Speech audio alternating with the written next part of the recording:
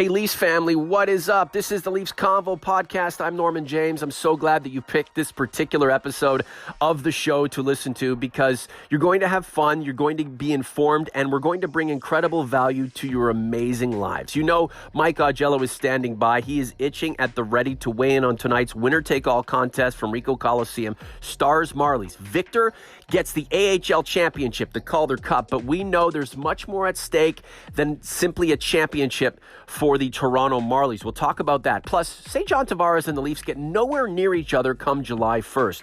Who else can the Leafs upgrade their center position with?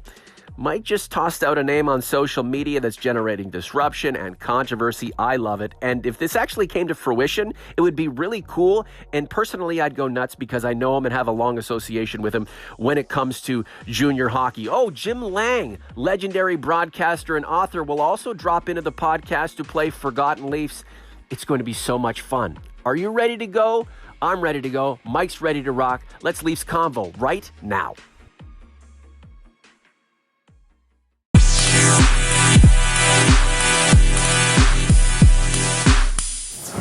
And we are joined by Mike Augello from Buffalo, New York. Mike, I hear there's a scrimmage at Ricoh Coliseum tonight. Yeah, I don't think anybody will be there, just a few people. Actually, the game is sold out for the second game in a row, and they put additional seating in there. So a lot of Leaf fans who are still hungry for hockey and Marlies fans will be packing the rafters at Ricoh tonight for Game 7. If you can put your World Cup addiction on hold for 2 minutes and watch a little hockey tonight, I suggest you do. And I think it's on TSN as well as the Leafs Nation Network? TSN2 and in the States on NHL Network. So it's going to get a lot of exposure. Yeah, I forget about the elephant in the room sometimes. That big monolith Goliath south of us, 10 times the size of Canada. Sometimes I forget about you, but I can't now because we're trying to make this podcast into something really special, and we know where a lot of our constituents lie. Mike, I guess with game 95 of the season for the Marlies, when you combine the regular season and the playoffs, I guess Sheldon Keefe just looks at his players and says, just go out and have some fun and win a hockey game. What else can you say right now? Well, one of the questions that one of the members in the media asked on Tuesday was, about, players learning and players developing. And, he didn't – basically what he said is development is over now. This is Game 7. It's time to win. Mm-hmm. And, and not to say that, players can't learn from this experience. Travis Dermott and Andreas Janssen played in a Game 7 at the NHL level. So I asked Dermott after the game whether that experience will help him in Game 7 tonight. And, he said it should, but I think everybody in the room, if they hadn't played in a Game 7 or is focused on winning. And, I think that is the focus of this team. And we'll just see whether they can come through and the fans will be able to celebrate a Calder Cup championship. Jim Lange's coming up later on the podcast. He is going to play Forgotten Leafs. I was touting Game 6 as one that would conclude with a Calder Cup celebration for Toronto. Didn't happen. I'm going with the Marlies to win Game 7. I mean, they played really well the first, I would say, 26, 27 minutes of the game. They outshot Texas 16-4. They simply ran into a hot goaltender in Mike McKenna. They could not beat him. And as we've seen many a time in many an NHL or AHL game, a team gets a bunch of shots, they can't score. The other team has one or two opportunities, and they get a goal, and then the momentum changes. And the momentum changed, and you could tell by the reaction in the building. Martin Marincin gets knocked down by Curtis McKenzie. Should probably in a regular season game would have been a penalty call, no penalty call, and it eventually comes back to McKenzie, and he scores past Garrett Sparks, and the air basically left the building at that point. They scored a couple goals later in the period, and the Marlies tried to mount a comeback, but they did not play well in terms of giveaways. They had the energy there, but I think they lost a little bit of momentum after that first goal. And Garrett Sparks, admittedly, after the game, and I thought had a pretty weak game. He only made 13 saves, 4 goals on 17 shots, and he was pulled in favor of Calvin Pickard. Now he'll be in the goal tonight, obviously, and the team has confidence in him, but he's got to come up big in that important 7th game. This is the Leafs Convo. Norman James along with Mike Augello. Jim Lange is coming up later in the podcast. Check out bonfire.com/TLC-gear. We have some Leafs Convo t-shirts up for grabs. Cheap cost, and the proceeds go to helping this podcast get to the next level, because we know it's going to get there with your assistance. We're certainly going to make it a little faster than we originally anticipated. Thank you so much for even considering supporting this podcast through the means of purchasing a Leafs Convo t-shirt. I hear they're pretty nice shirts. The logo looks pretty dope. The unnamed artist out of the 6 who contributed that art for us, you can see it on our YouTube page. We still don't know the name, Mike, of the young man who donated the art to us, but he reassures us that the artwork, the logo, the convo is 100% ours. I'm going to take his word for it until I get a letter from his attorney. So let's just go with that. Everybody's going to be in the building tonight, Mike. The fans, scouts, Leafs brass. The Marlies, considering their season, don't want to go out having finished 2nd place. They want to win tonight. They want to emphatically close it out, win the Marlies' first Calder Cup, Toronto's first pro hockey title in over half a century. You talked about how this team has to start better than it did in previous games throughout the series. I mean, this has not been a series or a performance to write home about by any means for the Marlies, but we are at the end of it all. This is a real test for the players in front of the people who are going to make decisions on their future to come out with reckless abandon and win a hockey game and show the brass that they can win a game with everything on the line when the pressure is at its peak. Yeah, there's internal pressure, and there's all kinds of pressure with a Game 7, and not only for winning the championship, but as you said, players who are looking to step to the next level. And I think at least 2, maybe 3, and perhaps as many as 4 players off of this roster will have good chances to make the Leafs out of training camp in September and early October. I think that number 1 line of Grundstrom, Aaltonen, and Andreas Janssen, they all have a good shot to jump into the NHL at some time, and maybe early in the season next year. Now, the thing is, that line, I think, has been the key to the Marlies' success and failure. They were shut out in the first 2 games of the series. They only had a point in Game 6. But they had 6 points in the big game in Game 5 that they won 6-2. So really, that top line and Texas's ability to shut them down is probably the biggest key next to Sparks for the Marlies tonight. And Andreas Janssen is tied for the AHL scoring lead in the Calder Cup playoffs, and he missed the first 4 games. So that's a pretty great feat, and I think he's a guarantee to make the Leafs. Sure. That top line needs to produce, and the Texas top line, which has been around for a while, Curtis McKenzie, Travis Morin, and Justin Dowling all were on the 2014 Calder Cup team, the one that won the Calder Cup for Texas, and they need to shut that line down because they've been the big scorers for the Stars. They've been tremendous. The Texas Stars have plenty of credit to them.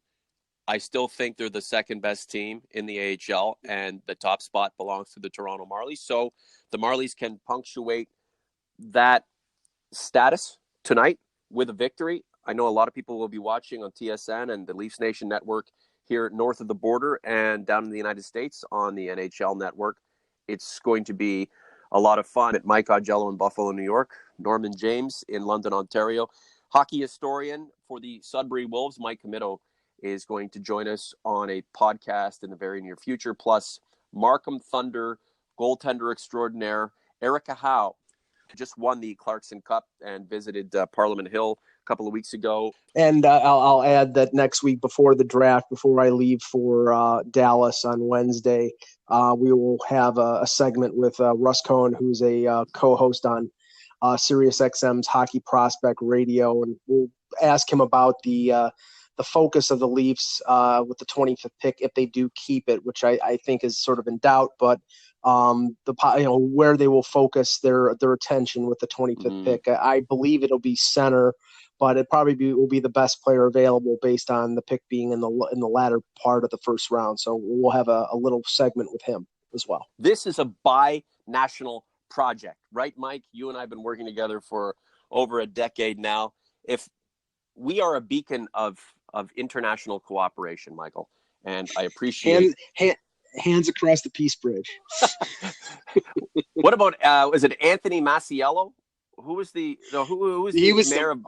mayor of Buffalo? He was the mayor of Buffalo for a long time ago, but that was like 15 years ago. What's really funny is I did a story down just across the border from Buffalo. It was the Peace Festival or something. So it was in Ontario. It was August 2001. And there was a whole bunch of talk about Buffalo and the Fort Erie and Niagara Falls on both sides of the border becoming this binational region where people could go to and fro freely without too much obstruction or too much investigation into who is coming or going based on you having a specific card or being, processed to work in this binational region. And Mayor Masiello was fantastic. He was great. He was glowing. He was excited, thinking that, this is going to be a real economic boon for Buffalo. And then about a month later, we all know what happened, and things did not work out the way they had planned. Mike, 3 weeks until the free agent frenzy officially kicks off July 1st. We can't wait. Guys like myself would love to hear that Kyle Dubas and Jonathan Tavares' representation have come to terms on a contract, whether on 1 year max or however they want to work it out. That is going to be great. And if John Tavares comes to the Toronto Maple Leafs, not only will they be contenders for the Stanley Cup, they will be even stronger contenders for the Stanley Cup. Now, that's all pie in the sky. That's all dream world stuff at this point. Let's talk a little bit more realistic in terms of how the Leafs might solve some of their center woes. Sans John Tavares joining the fold. What do you know? What are you hearing? What kind of options could the Maple Leafs explore to add some depth at center? The name of Joe Thornton, and I've mentioned it before, I'm not sure how realistic it is. But, there's still, he's a UFA. He's had major knee surgeries on both his left knee and his right knee over the last 2 years. There is speculation that San Jose is one of the leading contenders for Tavares. And if Tavares goes to San Jose, it could be a domino effect where they don't bring back Thornton. Now, Thornton says he'd be willing to take a lot less, but, there's a certain point where, that ends. And if he wants to win and doesn't want to take $1 million and wants to make a little more, he might be open to going someplace where one of his best friends and one of his former teammates is playing, which is Patrick Marleau with the Leafs. So, I think that's a possibility. I also think, and, you will see players who are still good players, but because of their contracts, get bought out. The buyout window starts tomorrow. It ends, I believe, on June 30th, right before free agency. So if there is a center out there, a veteran guy who's got a lengthy contract and a team wants to escape it, they'll buy him out. But that doesn't preclude the possibility of a player signing a 1 year deal. Now, and I don't know specifically. There are a number of rumors out there about players being bought out. So, we'll have to wait to see how that unfolds. Now, the name of Max Domi, and I know I got a little bit of a feedback on this regarding him. There's been a lot of talk about Arizona trading him. He's an RFA. He didn't have a particularly great year. He can play center, but he has played mostly wing in the NHL. The thing is, I think if he's a top 6 player on a team, he plays the wing. If he plays center, he probably fits better as a third line guy, and his salary would be in line with a third line center on a new deal, probably a bridge deal. So that's a possibility. Now they'd obviously have to give up something of worth to get Max Domi from Arizona, but they seem willing to move him. So that's a possibility also. I mean, there are a number of different areas, and I do think after reading the Arthur Staple article in The Athletic yesterday, that it's not out of the complete realm of possibility regarding Tavares. I mean, it may be a pipe dream. It may be like after Stamkos and everybody thought there was a realistic chance with Stamkos. I pretty much said I don't think that Tavares is coming, but it could be a different situation. And Arthur Staple in his article said that Toronto is the type of team that could fill the financial windfall that he's looking for and be a competitive team, and the hometown aspect he believes will be a factor. So we'll see. I mean, I downplay it because we've heard the hometown factor when it comes to a number of players, and the last time it worked in that respect was David Clarkson, and we know how that ended up. This is The Conversation. Norman James with Mike Augello. In years past, when we built up the possibility of a union between a superstar player with Toronto ties and the Maple Leafs, you had money available, you had history there as a potential alluring possibility or quality. But now you have the Leafs with money to spend if they're creative. They have the fact that John Tavares grew up a Leaf fan and is from the area. And they're also really good. John Tavares can go to San Jose. That's great. Good for you. Or he can come to Toronto and join this posse of incredible players. So it's essentially up to him and also the Maple Leafs. I mean, we see Twitter accounts, these fake trade breakers or the people who are just trying to get attention, throwing out hockey rumors. And a lot of them are centered around Tavares is definitely going to sign with the Maple Leafs. And we have our ideas and hopes and wishes. We don't know from the inside of 40 Bay's walls whether the directive or the ambition is to go after John Tavares half-heartedly, wholeheartedly, with intensity, with slight interest. We don't know at all. We have absolutely no clue. If we cornered Kyle Dubas right now and basically told him to spill the beans, there's a potential he could say we have no interest in John Tavares whatsoever, Mike. The one thing I would say about Kyle Dubas when he introduced himself as the general manager last month was that he was intent on using every resource at his disposal to make the Leafs a better team. Now, one of the resources that they have is they're the richest organization in hockey. They can absorb, they can take on salary. They did with the Nathan Horton situation. It was you got a $5 million coupon basically. So they could essentially go $5 million over the cap with Nathan Horton over the next 2 years, because he goes on to LTIR and you add that to the available cap space. And I mean, there's some other factors there. I think they get 80% or something of that nature, but they can spend over the cap. There's nothing saying that they couldn't trade for another player to get more cap space in that regard.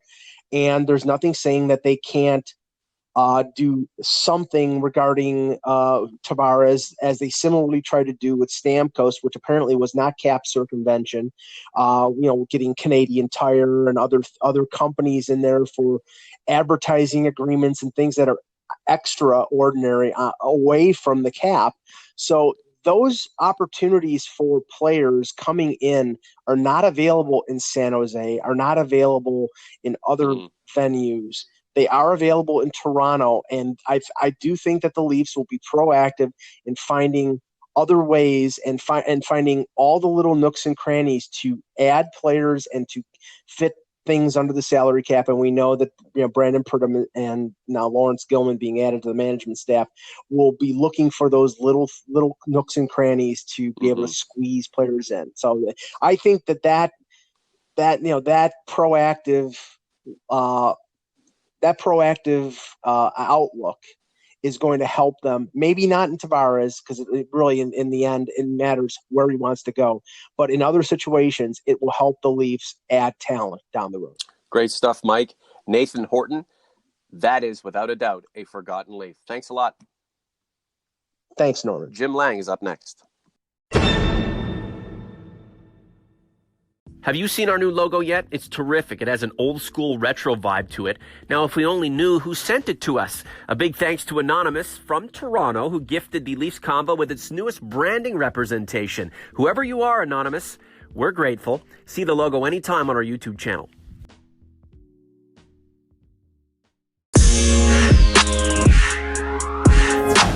And we are pleased to be joined by the morning show host for 105.9, The Region in Markham, broadcaster, author, all-round good guy and legend, Jim Lange. How are you, sir? I'm good. Hey, Norman, how you doing? Not too bad. I thought I'd build you up so I can tear you down with Forgotten Leafs. Okay, all right. Hammer away. Just wanted to get a couple of hockey thoughts Sure. while we have you on the podcast, Jim. It's an honor to have you. A few weeks from July 1st now, Jim, the free agent frenzy is building up. The question is, have you braced yourself for it? I braced myself for it. I thought that one of the potential defensemen the Leafs may or may not have kicked the tires at was going to be Oliver Ekman-Larsson, who looks like he's locked up long-term with Arizona. So he's off the market. I mean, I hear a lot of names about potential Leafs players and John Tavares, and I think John Tavares is a great player. Sure. But the difference for me, for the Maple Leafs, is depth and really quality depth in the blue line. They are loaded up front. And I want them to go after heavy help on the blue line before they start looking at potential free agent forwards. Jim Lange on the Leafs Convo. So how do you think they're going to do that, Jim? How do you think they're going to get that quality defenseman, that 1-2 defenseman that can help put them into the next level of contendership? I don't think John Carlson is coming, and I don't think Erik Karlsson is coming. What they're going to have to do, from my mind, and what I think is probably going to be Dubas's thought process, is they're going to go after that second-tier defenseman that can do a little bit of everything, that has an upside, a little bit of toughness, but more importantly can skate, because you got to be able to move and skate, and I mean, speed is everything in the National Hockey League. I mean, the part of the problem for the Maple Leafs is we know that Austin Matthews is going to get big money, and eventually Nylander are going to get money. I'm a big Nylander guy. I'm not ready to give up on him. So now, do they give up on a Nylander in a trade if they think they can land a defenseman they want? Possibly, because I'm pretty sure a team would ask for them. But they have to be able to set aside, and with Pridham as a capologist, is make sure they have the financial wherewithal that not just this year, but the next 3 or 4 years to keep everybody under contract after they sign the big deals for the big studs up front. Jim, when you have a surplus of talent, how do you not get rid or part with some of that surplus in order to bring back an asset, a player that will help your deficiency? That's the $64,000 question. And I mean, in a perfect world, they'd keep the big three up front, the three kids long term. But they may have to look at it, it's addition by subtraction, by getting rid of a Nylander, which I really wouldn't want to do. But they get the asset they feel they really need in the back end, and it makes them a better team so they can get by the first round. Then sometimes teams have to make tough decisions with personnel to get over that hump to become really good and really contending teams that, can get to at least a conference final, let alone a cup final. That's going to be the big question for Shanahan and Dubas is, can they have their cake and eat it too? Can they pull an Yzerman and seemingly sign everyone they want while making shrewd deals? Not many teams can pull that off, or executives can pull that off. Yeah. So that's why I wonder how they're going to be able to do this. And this is why it's going to be an interesting. It seemed like Lou Lamoriello really didn't want to do anything at the deadline and stand it pat and just like, okay, let's just do with it. Fine. You know that you're going to lose Van Riemsdyk, and you're probably going to lose, Tyler Bozak up and down the middle. So you're probably going to say goodbye to those players, and Matt Martin's probably going to be gone. Find a way to get rid of him. Although they still have another year in his contract, I think they'd like to get rid of him and get rid of his contract and use his money elsewhere if they could. So I think there's some tough decisions coming up with the draft. Money's never been an issue for the Maple Leafs. They don't care about whatever they they'll bury players to create more room to get more bodies if need be. That has never been an issue for the Leafs. So if they think at the draft they can make a deal for someone, don't have to worry about. So they might be over the cap over the summer, but who cares? They'll figure that out later.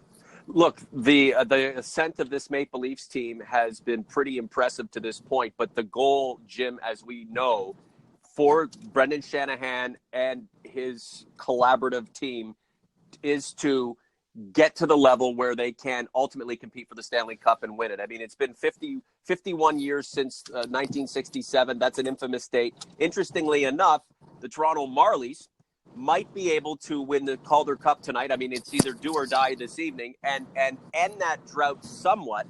Real quick on the Marlies, what do you think of maybe a couple of players on that team that might be able or auditioning tonight to maybe get some of the spots vacated by Bozak and JVR? Well, then we'll go into Forgotten Leafs. Well, I mean, I think Travis Dermott is the guy that impresses me a ton. Maybe I'm a little biased because he's a Newmarket kid, but I mean, I think he's got a bright future with the Maple Leafs, and he's going to be able to contribute on the back end. I think the bigger star of everyone is Sheldon Keefe and what he's done. And Sheldon Keefe is a real asset for the organization and grooming players. And the problem is he's become so good that you wonder if teams are going to ask for permission down the road eventually for him to be a head coach if he's a potential head coach in the National Hockey League. I think there's a lot to Sheldon Keefe, and there's a lot to like about him.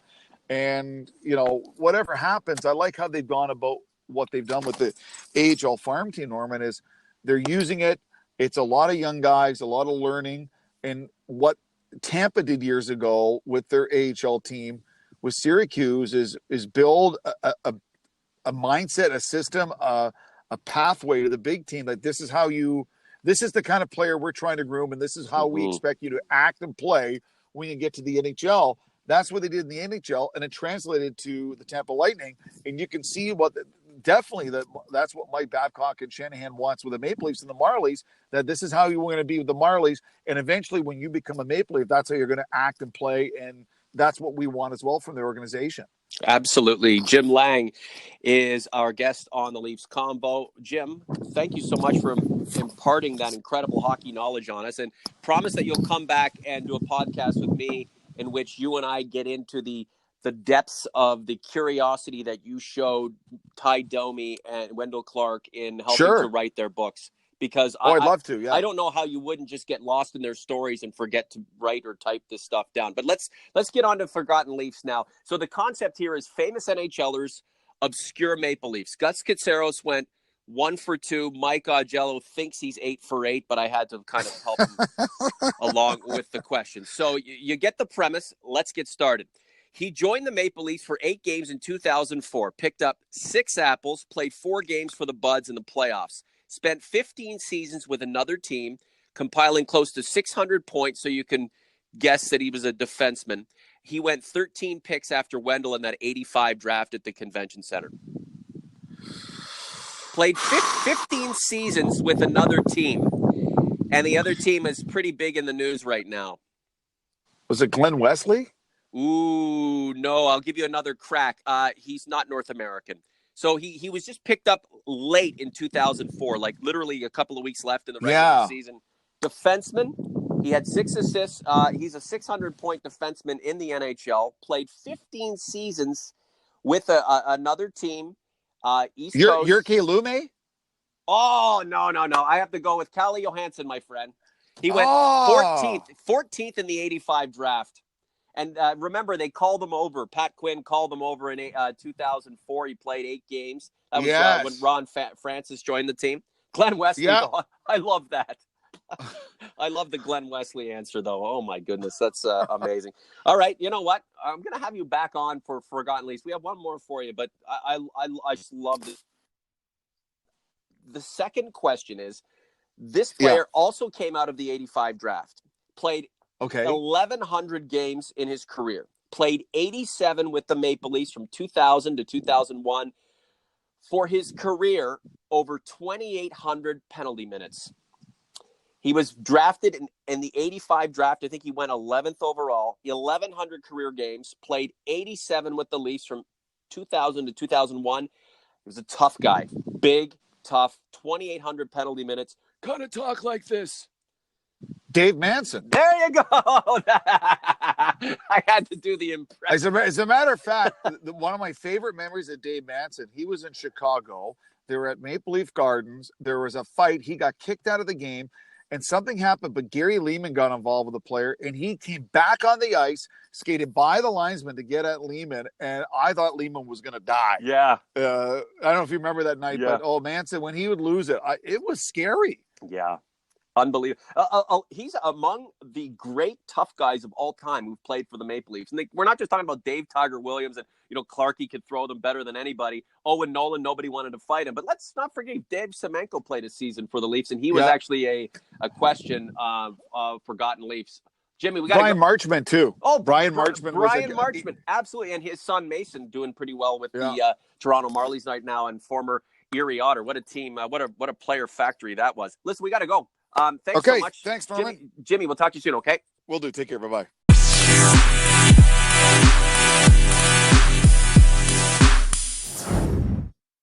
Oh, Jim Lange, what a great guy. Salt of the earth, incredible hockey knowledge. And I'm telling you, I can't wait to get him back on this podcast so he and I can delve into the juicy details of his experiences writing books with Ty Domi and Wendell Clark. You know you want to hear that, and we're going to bring that to you. Do you have a forgotten Leaf you want to stump me with? Go ahead and give it a shot at me in the comments section. And if you have a question for a Mike's Mailbag segment, Ask Mike, hashtag capital letters Ask Mike, so these old eyes can see it and add it to the queue. And if you want to get your hands on one of those swaggy, cool-ass looking Leafs Convo t-shirts that we have up for grabs right now, bonfire.com/TLC-gear. $20 will get you a shirt. They'll be shipped out in July. Folks, we have so much going on right now. You feel the podcast, you have a chance to wear it. Anytime you want to talk to me on social media, at I Am Sports Heart, at the Leafs Convo, you can reach out to Mike in Buffalo, at Mike in Buffalo. We want to talk to you. Tell us what we're doing right. Tell us what we're doing wrong. Just don't get too nasty, because no one really likes to be called a piece of shit or to burn in hell or to die. Sometimes I don't mind it, but most of the time I've got other things to do. For Mike Augello, for Jim Lange, I'm Norman James. Timmy the Cat wants to be fed. This is the Leafs Convo. We'll talk to you soon.